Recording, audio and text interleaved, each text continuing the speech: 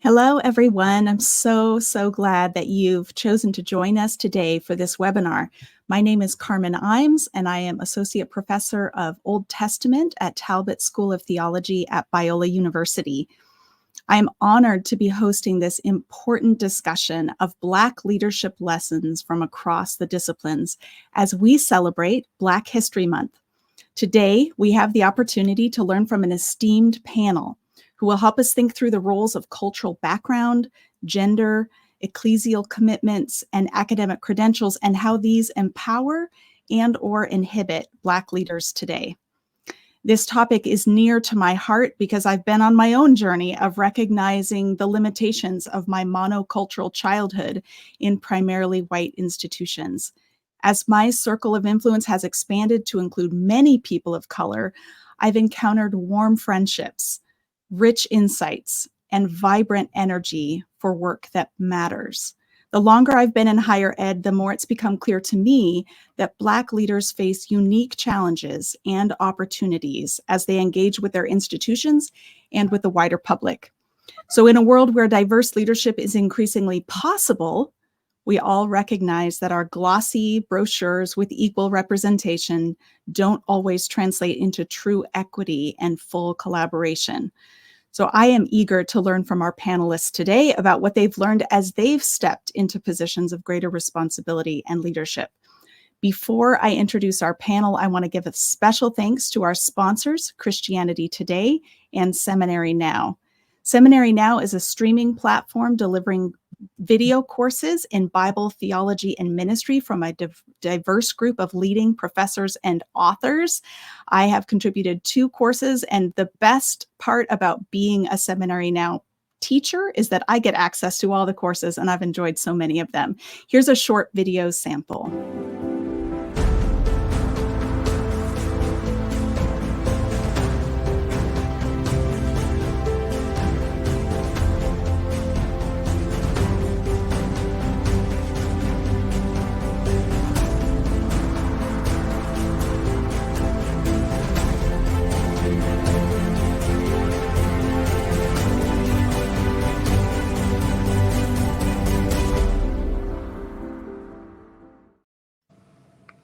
If you're viewing this video right now at seminarynow.com, we encourage you to preview more than 50 courses available by a diverse group of instructors.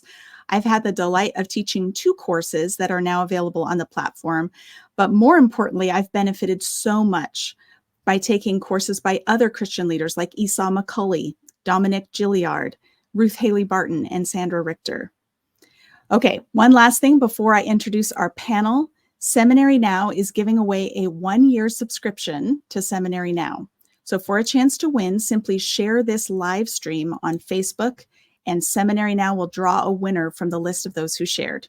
You can share up to 24 hours after the event to be counted for the drawing. All right, now I want to introduce our panelists for today. Beginning with Reverend Dr. Marshall Hatch Sr., who's been the senior pastor of the New Mount Pilgrim Missionary Baptist Church of West Garfield in Chicago since 1993. He also serves as professor of ministry at Northern Seminary, which sponsors Seminary Now. Reverend Dr. Nicole Massey Martin is the Chief Impact Officer at Christianity Today, my favorite magazine.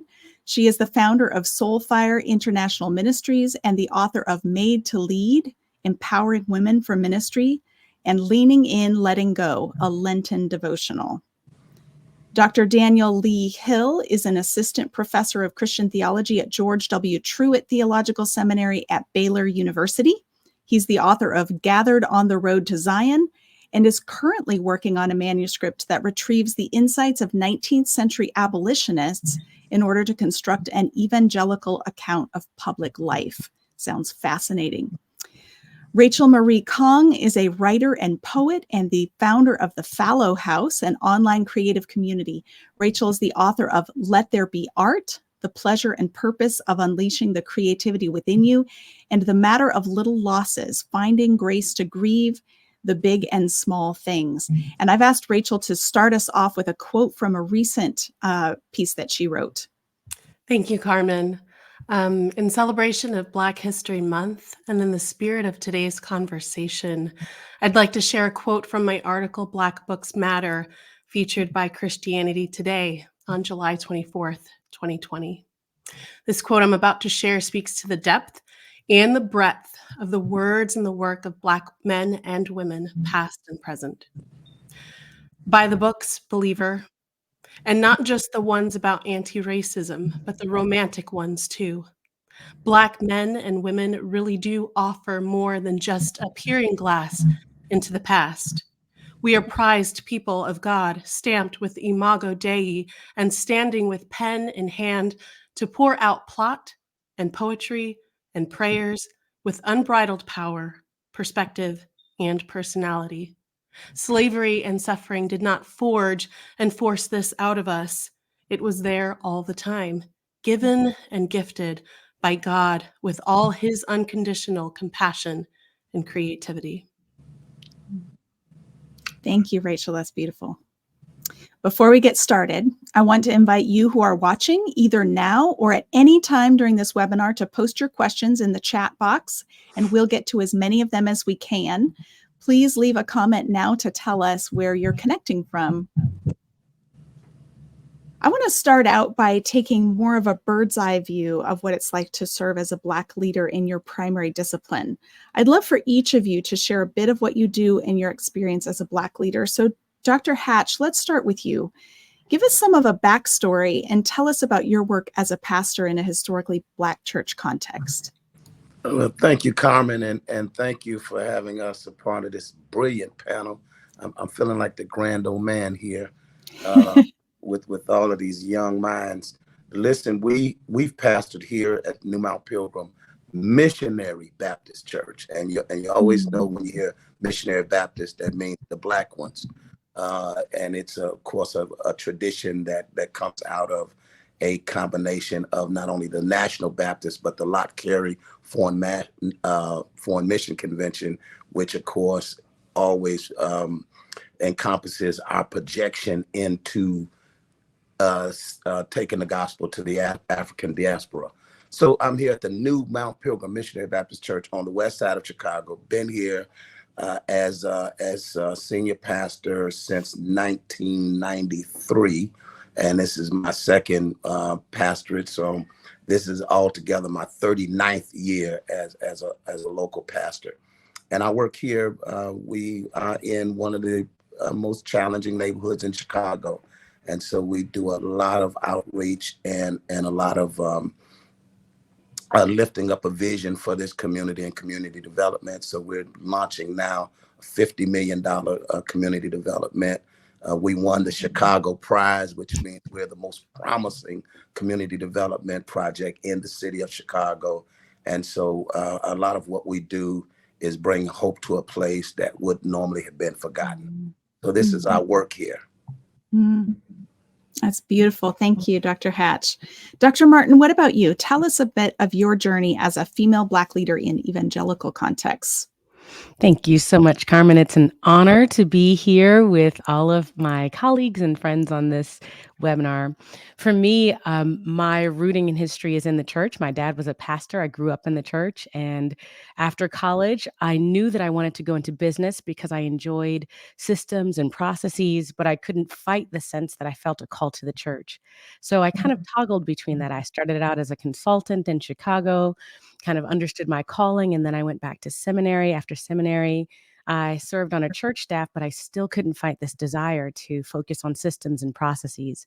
So it was in the church context that I became an executive pastor. And after that, started teaching and working as a consultant at that time. And then over time, I became a senior vice president of ministry at American Bible Society, and now a chief impact officer at Christianity Today. So the journey for me couples my love for the church, my calling to serve the church, along with my love and fascination for systems and processes and the way that we can lead organizations to really fulfill a sense of purpose and meaning. That's great. Rachel, tell us about your history and experience as a poet and champion of the arts and humanities. And we're so glad you've already given us a sneak peek of your new book. Yes, I absolutely love this question, and I always love to share how I started out as a young girl, young adult, writing poems, journals, songs. From there, I began to appreciate essays and anything that involved the literary world. I love to view this as writing was a way for me to make sense of the world, to make sense of the exterior world, the people and places surrounding me, as well as my own interior world, my feelings, my thoughts, my own beliefs. Mm. I took this passion, went on to study English and creative writing in my undergraduate years.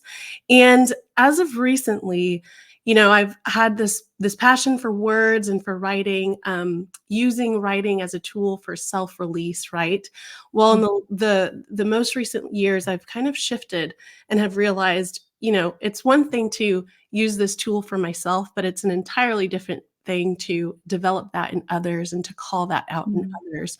And so I love that part of my journey has been, cradling this passion for myself, but then allowing it to shift and become a pursuit in which I'm, developing that same thing in other people to this day. You mentioned my new book, The Matter Yeah. of Little Losses, and just to share a little quote for my argument for the arts, I Mm. share in this book: words spun into sentences, spun into worlds, offer witness, the most palpable and practical way to see and be seen. This book reaches to unfold with an invitation to explore loss through the lens of literature, through stanzas and stories, through poems, and through the visual arts. Irrevocably, story is embedded with the virtues we pine to embody in reading or telling, hearing, witnessing story.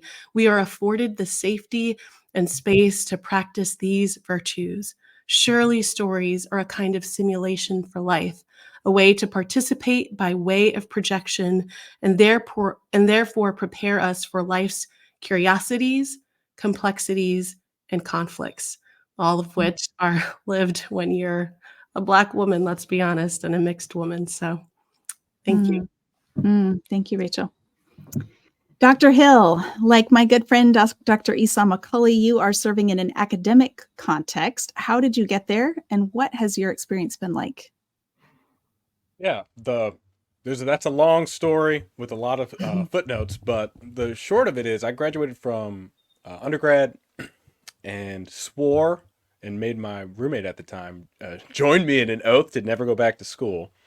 We were teaching in Houston, Texas, on Sunnyside, Third Ward, low-income neighborhoods, and we just promised each other we'd never go back to school, and somehow forgot through the providence of God, and both ended up in grad school.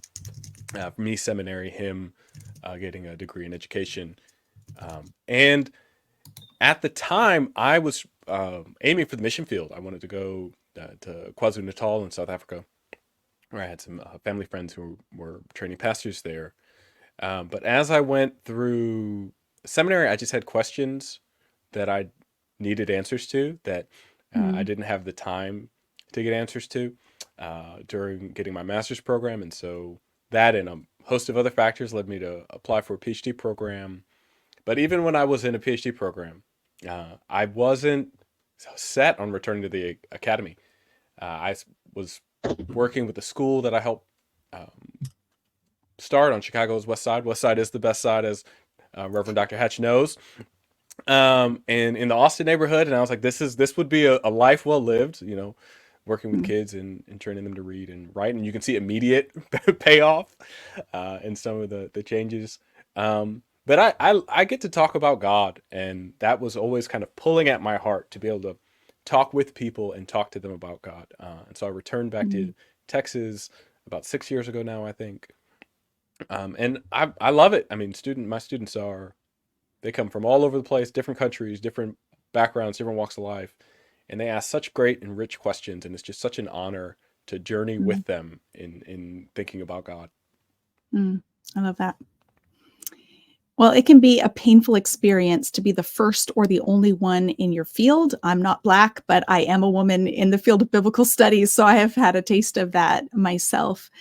Who do you look to help you build resilience or who's had the greatest impact on the work you're doing today and why? I'd love to hear first from Rachel, and then we'll hear from Nicole in answer to this question.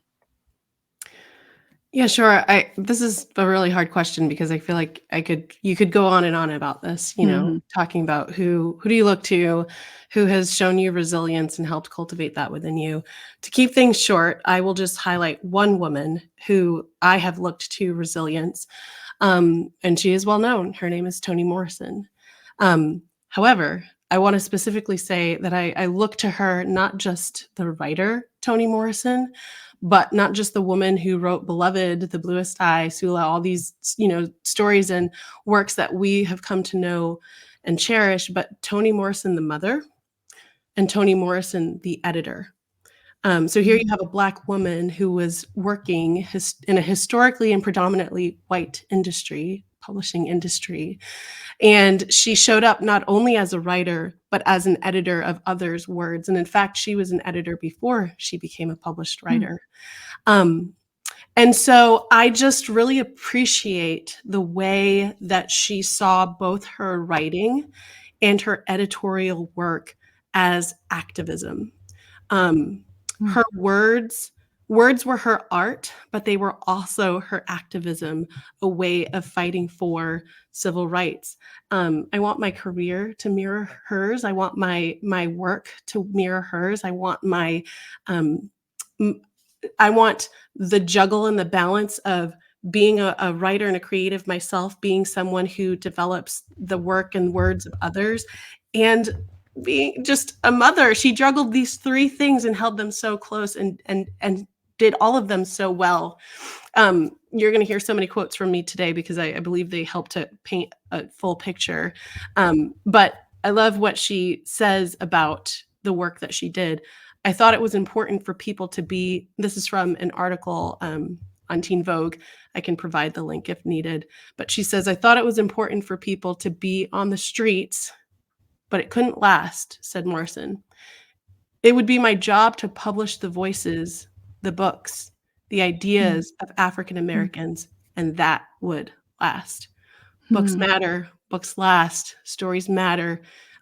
They show us and tell us things that, maybe other mediums and methods never will. And so she is certainly one that I've looked to, not just the work that she created, but the work that she did, that not a lot of people highlight that so much. So Thank you. That's great. Dr. Martin, how about you? Who do you look to help you build resilience? Yeah. Well, the reason why I like this question is because it does underscore the fact that in order to serve in any capacity of leadership as a person of color, as a woman, as a younger person, you are going to need resilience. The definition of resilience being that kind of bounce back, that ability to hit the obstacles and not let them define you. For me, it doesn't, I don't have to look far because I've been very, very blessed with an amazing family. Internally, in terms of my family, I look to my great-grandmother. Her name was Estelle Cartledge. She only had a third grade education, but she taught her children that education was the best way for them to thrive. She would say to them, they can take everything from you, but they can't take your papers. And what she meant was, when you get that degree, there's nothing that can stop you. So even though she didn't have the education, she raised her children to get an education.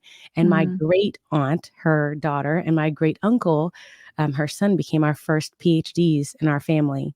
And because of them, my mother has her PhD. My father had 2 master's degrees, and I was able to get my doctorate of ministry as well. So she's an inspiration to me, not because of all of her successes, but because she did this in the midst of segregation. She did this in the midst of being held back as a child of a sharecropper at that time. And she did it not for herself, but for the generations that came after her.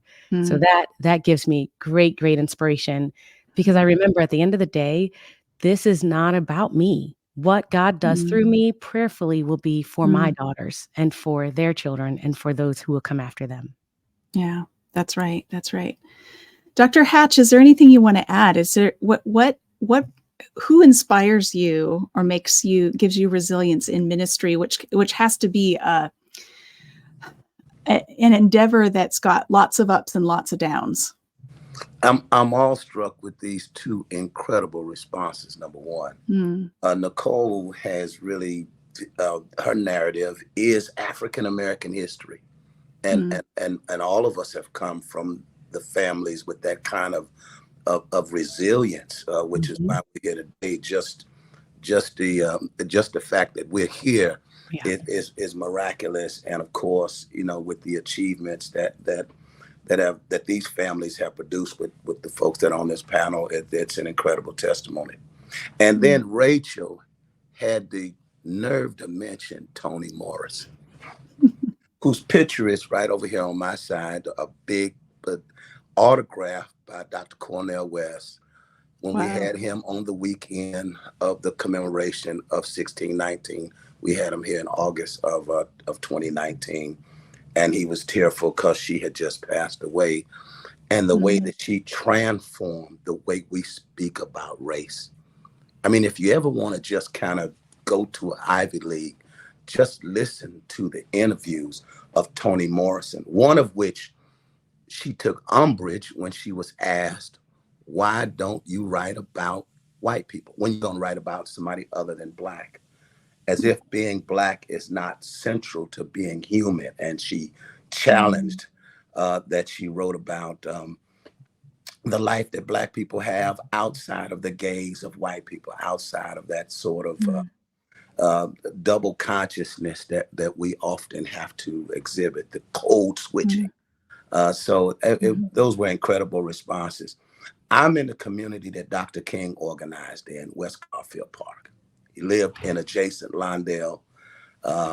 Daniel, Dr. Hill, he knows all about the geography here. This West Garfield Park is where Dr. King organized when he became a national leader, and in 1966 led a movement here in Chicago for open housing, open opportunity against slums, challenging ghettos, challenging segregation from opportunity. And so for me personally, and there are many of my generation, it was Dr. King's example, his resilience. Growing up, being 10 years old as I was when Dr. King gave that mountaintop speech. And I thought by the next day when he was assassinated, we had seen a prophet, a 20th century prophet who stared death in the face and followed Jesus to the cross. And so that resilience has been something that has carried me in almost 40 years of pastoral ministry in this community, sensing the presence of Dr. King. And of course, my father was a pastor, which meant I ran from ministry as fast as I could till they caught up with me. But he pastored one church in West Garfield Park for 41 years, in East Garfield Park. I'm on the other side of the park, in a church for 39, going on 40 years. And so that resilience is something that I've drawn from those examples, the latest of which is Toni Morrison, the person I wished I would have met before she went away. Thank you for that. Yes, thank you. I want to remind everybody who's watching that we would love to ask your questions to the panel. We want this to be as valuable as we can to you and to your life experience, your own journeys. So please leave us some questions, and we will begin working through those as they come in. I want to ask another question and begin with Dr. Hill. How has your experience as a Black person informed the work you do? And what is one takeaway we can all learn from that experience? How does being Black matter to your work? Yeah, that's an interesting question to ask me in particular. I don't know that I would say that my experience, I would be very reticent to universalize or ubiquitize my experience and say this is an experience that people as Black people or not as Black people. So I would probably want to reframe it as, how has my experience shaped the work I do? And I think one of the more concrete ways is I always feel this tug in my heart, both a lot of biography at play here that we don't need to get into, but I'm fine to, honestly. there's always a tug in my heart of, okay, there are people on the west side of Chicago, people on the east side of Detroit, people on the southeast side of Houston, Texas, who are struggling to make ends meet and don't know where their next meal is going to come from, who will take their kids to the park and there will be hypodermic needles sitting around, and through it's, kids who are trying to play doctor are going to, and these are not hypothetical situations, these are things I've seen and I've heard about, will stab themselves with a hypodermic needle. And what does the church have to say to them? What does the church have for them? Not just like a message, but also a call to live and a call to die together. What goods do we have to share with them, to extend to them as a witness to the kingdom? And that, I think that's something that I'm always challenged by. I don't think all theology, all Christian doctrine needs to be operationalized in such a way, in such a pursuit. But I do think the church is put on the world because God loves the world, and is called to share the love of God with the world. And God sends His Son into the world because He loves the world. And so how are we sharing the love of God in Christ with the world? Is just a pressure I'm constantly feeling. So, like, to be even more concrete, the schools in East Waco are abominable, and they're generation after generation of families sending their kids to these schools. They're not being educated. They're being sold a false bill of goods. What does the church have? I mean, I can't change the school system necessarily, but there are goods I can extend to them. And what am I going to take them seriously as people whom God loves, whom God sent His Son into the world for? And that is always just nagging at the back of my mind. Yeah. Rachel, would you love to answer this question? How has your experience being Black informed your work, and what can we learn from your experience? Yeah, I'm going to have to echo my friend Daniel here and say I really like the angle of, I want to be careful to not pin down my experience as the experience, but instead to, I guess, frame this question, be sure that this question, or my answer rather, is understood as I am constantly unpacking my story as a Black woman. I am constantly unpacking what my experience is. And in fact, I'm constantly unpacking the story of the reality that I am a mixed woman of African American, Native American, Irish, and Dutch descent. And so I'm constantly asking myself the question, what does this mean? Who am I? Where do I come from? Who are my people? What are the stories of my people? How do I honor these stories? How do I celebrate as my people celebrate? How do I grieve as my people celebrate, and for what they grieve and for what they celebrate? I'm constantly unpacking that. And so having kind of just given that as like, let's just establish this as a baseline. From there, I believe that posture informs the way that I do my work. I'm constantly wanting to learn from others. I'm constantly wanting to lean into what is your story? What is your experience? What matters about your story? What matters about your experience? And how to elevate that and how to highlight that. And so to, take this from the clouds and make this a little bit more real, I'll give a story. When I published my first book, Let There Be Art, my thought process behind that was, okay, I'm gonna use poetry in this book throughout the chapters. Throughout every chapter, I'm gonna use poetry, and the way that I'm gonna do that is I'm gonna highlight voices, the people who are coming up beside me and behind me, and I'm especially going to look for voices that are underrepresented. I'm especially going to look for Black voices, Asian voices. And so that kind of posture, I think, is something that pervades the different projects that I take on. it definitely impacts the way that, when I am doing editorial work and working through submissions, you best believe I'm looking for voices that I can highlight that echo my experience or my story, and also tell stories that I don't know. I will also say I had kind of made a note, and I want to find it for myself because it was really good. Where did I?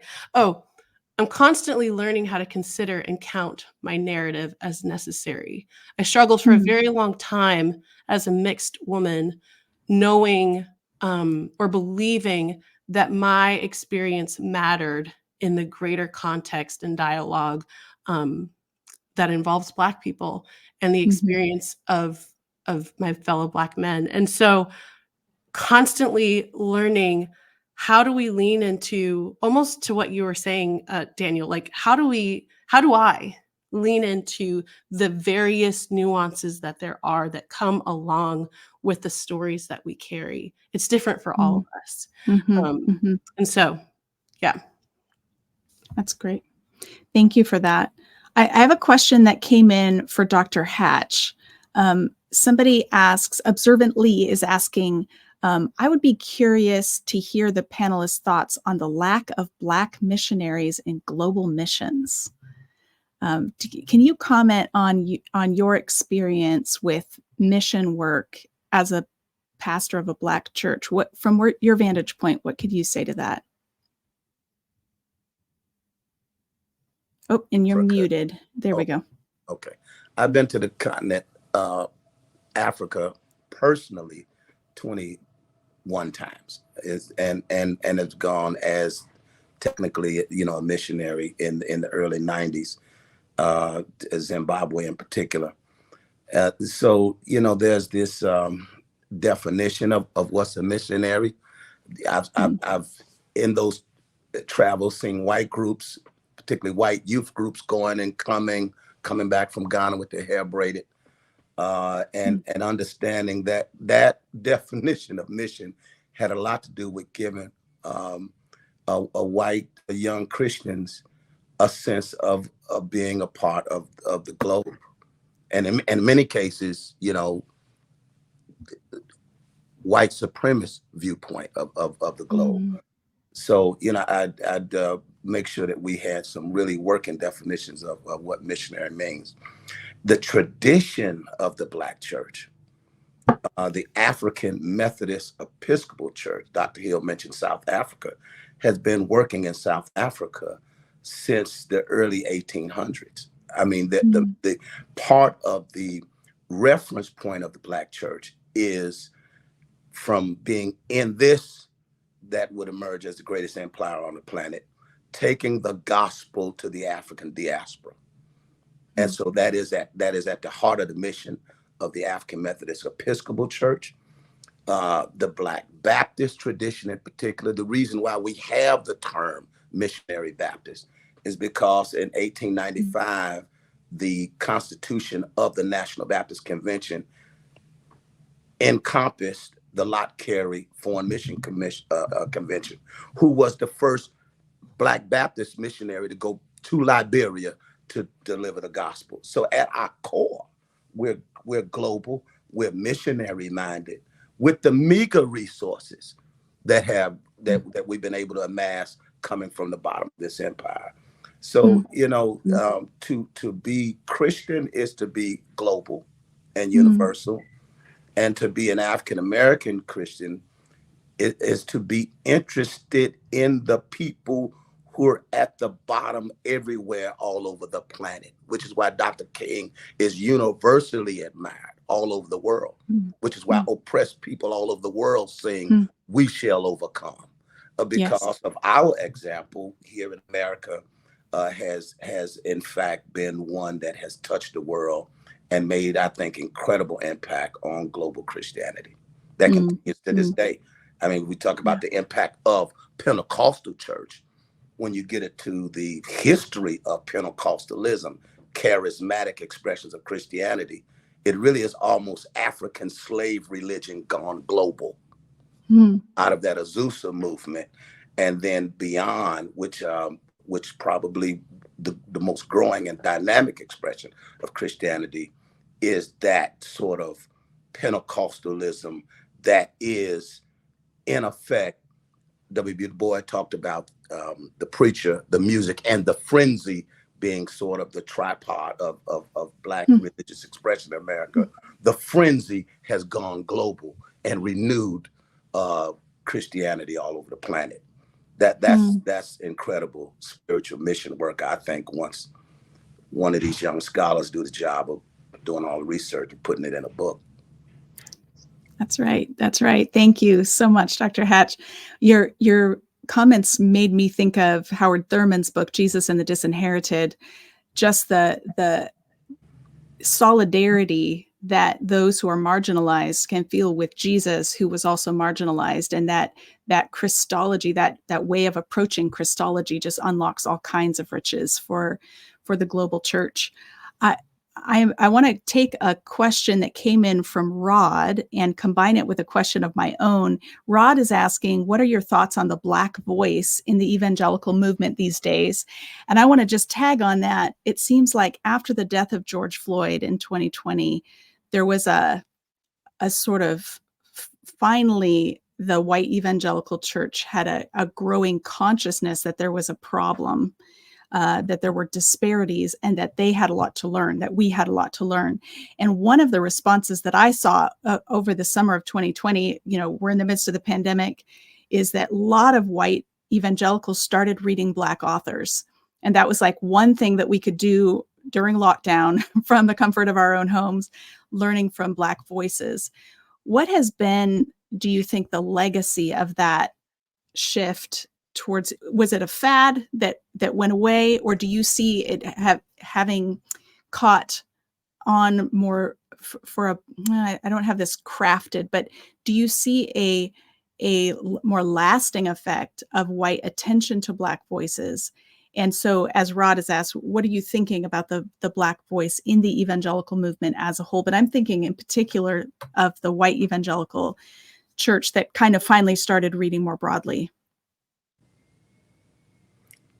And whoever wants to talk about this can do so. Maybe Dr. Martin, we could start with you if you have a thought. Sure.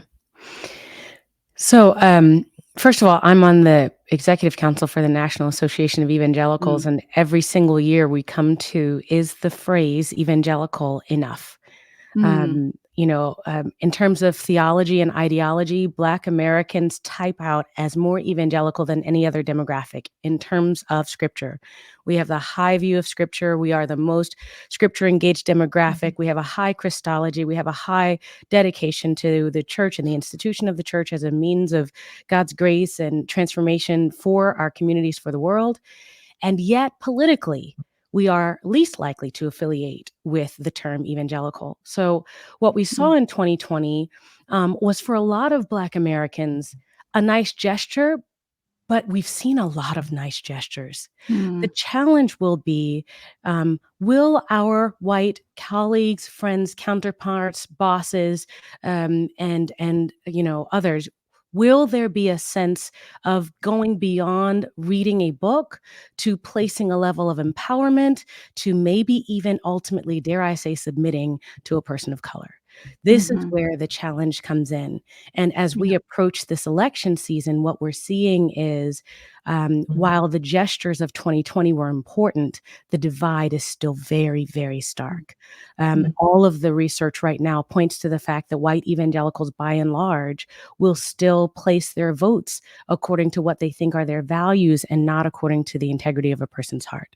So their values on abortion, on guns, on free speech will lead them in a direction that will feel like yet another betrayal for Black evangelicals who have said, I'm here.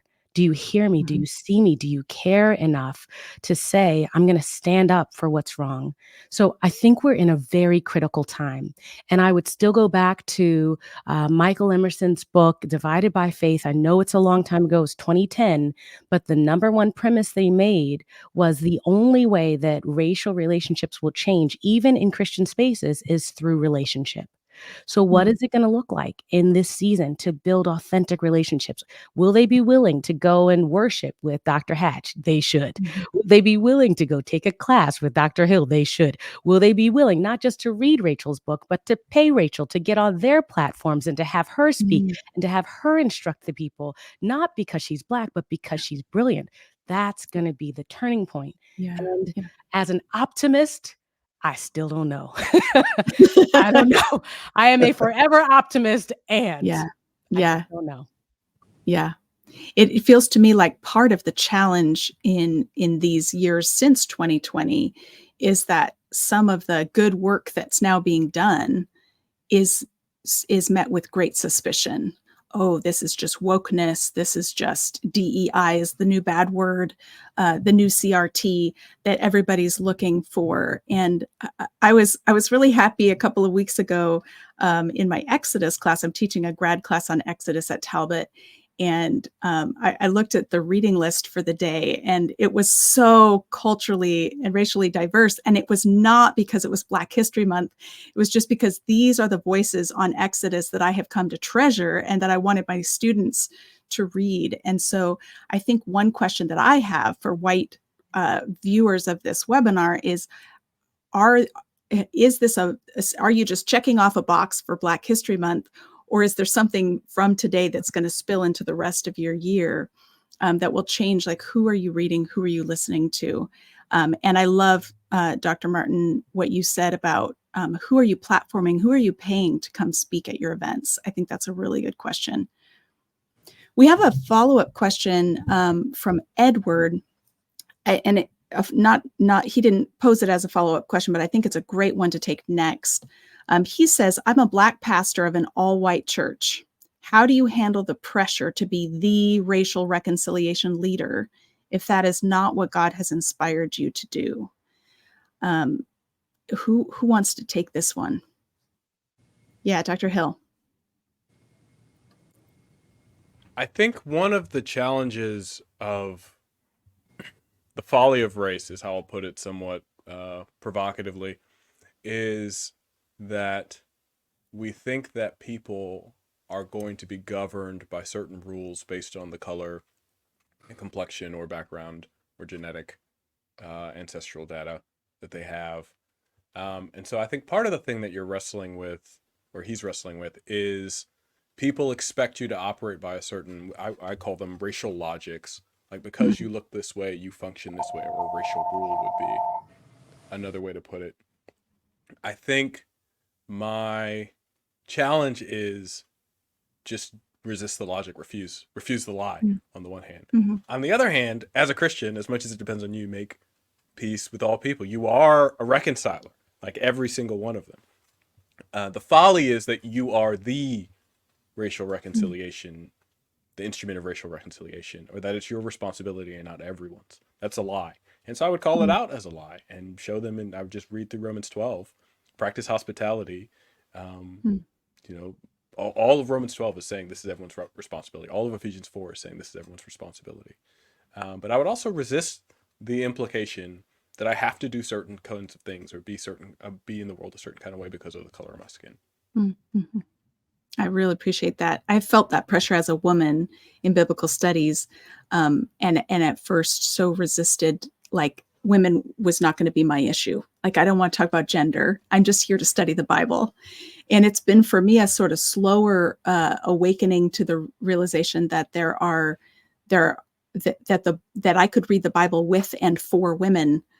And that's been newer for me because none of my white male professors were asking me to read the Bible as a woman. And so it wasn't until I was asked to write for a women's study Bible that I went, well, what difference does that make that I'm a woman to read? And that's been very recently that I've even begun thinking more about reading as a woman.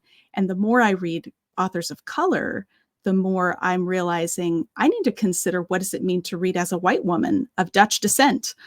What does it mean that my ancestors came as immigrants to this country looking for a better life? And how has that shaped me in the way that I read? But I like what you said, Dr. Hill, about resisting the pigeonholing that can happen when somebody just expects you to be that voice and not to offer anything else. I think Rachel set us up well for that by saying, let's not just look at Black voices as the ones who are going to talk to us about the history of slavery, but what are all the ways that Black voices are contributing to the wider conversation?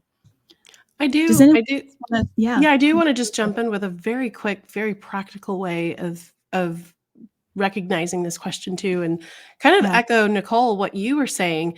If you are a pastor of a church and maybe you are a Black pastor of a white church, or you are a white pastor, and you are looking to have different conversations within your church, hire someone to come and be that racial reconciliation leader. Use your money, make a budget within your church to, if this is a need, if it's a priority, if it is something that you see happening or you sense needs to happen, put money towards this and hire the people who are doing this work. And this is what they want to do. These are the conversations that they want to facilitate. We could drop names all day. There are plenty of people that welcome the opportunity to go out and speak, to do trainings, that have resources, books, guides, that outline how to do this work within the context of church, by the way. That's great. Rachel, while we've got you, Ulysses asks, Ms. King refers to herself as a mixed woman. Is this on purpose to be specific of her background? Why not multiracial or interracial? Yes, Miss Kang refers to herself as a mixed woman, and that is just because that is the phrase that I've landed on. I do feel that I do this everywhere that I go. I try to be sure to share that I am a mixed woman. I feel like to simply say that I'm a Black woman is an erasure of a different kind, to say that there isn't another part of my story, but there is. And so I don't say multiracial or interracial, not for any specific reason. Would piggyback on what you said, Daniel. I just don't need to be pigeonholed into using specific words. So, yeah. Thank you for that. I think as our kind of wrapping up question, I'd love to ask, what's a key leadership lesson that you've learned in your vocational journey that you believe is crucial knowledge for anyone seeking to work in your field? And what are some of the best ways, this is a piggyback question, what are some of the best ways that those in white majority settings can encourage, support, and work alongside non-whites and other minorities? In other words, what do you wish your white colleagues like me would know and do? So you can shift this in either direction, a lesson for anyone who wants to work in your field, or what would you say to your white colleagues? And I would love to start on this one with Dr. Hatch. Well, thank you. And, I would suggest always, to take the long view, which is really the godly view. If one looks at where Christianity is headed on the planet, you have to look at the 2/3 world, the Southern Hemisphere, the new evangelicals, and as Dr. Martin has, described how peoples of color really are across the planet, South America, Africa, Asia, the emerging of what the typical global Christian looks like will be a person of color. And so when we look at the church in the West, it has the money, but not necessarily the spiritual dynamic. And I think when we look back, your previous question about the George Floyd moment, it will be lined up with one of the great awakenings in the history of Christendom across the planet. We look at the first Great Awakening, the second Great Awakening. I would put, perhaps the Pentecostal movement as an awakening in the early part of the 20th century. But in this 21st century, we're living through that now, what the historians would look back and say is a great awakening, because the way that young people approach faith is going to be a way that is open to the way people of color are experiencing Christ in the 21st century. And so it's kind of like where everything is going. And you want to really just kind of see where the fresh winds of the Spirit are blowing in any kind of ministry, so that you'll be open to the ways that God wants to use you. Mm-hmm. Dr. Hatch, can I piggyback on that answer with another question just came in that would be so great to hear your perspective on? How would you respond to the assertion that the church's responsibility is to preach the gospel and not necessarily to address race relations? Yeah, we have to talk about what the church is. And often when we use that term, it's a white-centered term. We mean the white church, which means we're not yet embraced all of the expressions. You just mentioned Howard Thurman's resurgence, Jesus and the Disinherited, but a lot of his writings and his whole project had to do with re-encountering Christ in the 1940s in an international context, rediscovering Jesus without the baggage of Europe, where Jesus never visited, by the way. So it's really all about reconnecting with Jesus of Nazareth. And it's difficult to make the case that when you read the scriptures, when you encounter Jesus of Nazareth, when the Spirit of God is flowing, that God is only concerned about the question of eternal destiny and not concerned about the conditions that people live in. It was a white pastor that I heard say to another white pastor who said that the Lord told us to fish, and He didn't tell us to do anything else, just preach the gospel.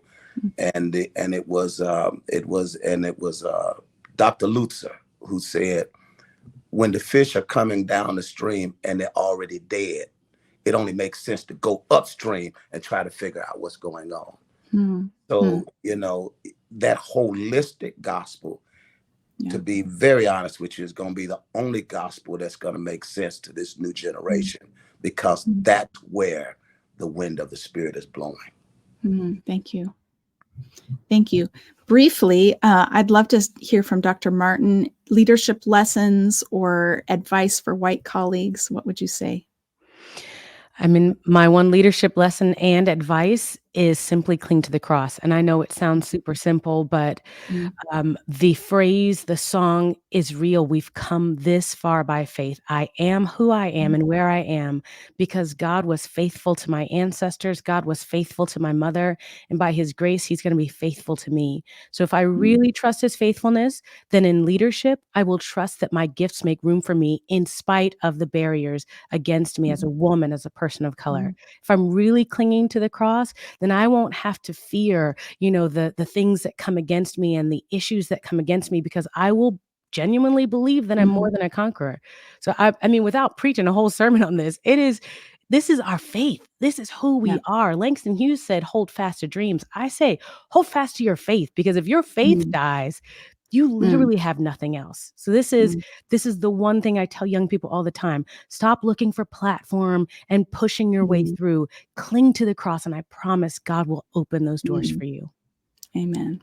That's a beautiful, beautiful way to wrap up our conversation today. Thank you, Dr. Martin. Thank you to all of you. I want to give another shout out for Christianity Today and Seminary Now for making this panel possible. If you've enjoyed this conversation today, I would encourage you to check out Seminary Now's courses by Black leaders, including Derwin Gray on multi-ethnic church leadership, Brenda Salter McNeil on racial reconciliation, Isa Mully on reading while Black, Barbara Peacock on soul care in African American practice, Black church studies with Marshall Hatch, plus courses by Antipas Harris, Dominique Gilliard, Alvin Sanders, Christina Edmondson, and Jonathan Brooks. As a reminder, we're giving away a 1-year subscription to Seminary Now. So for a chance to win, simply share this live stream on Facebook and we'll draw a winner. You can share up to 24 hours after the event and still be counted for the drawing. So please share this broadly. Thank you for taking time to join us today for this webinar. We hope you've been inspired and encouraged in your work. Blessings.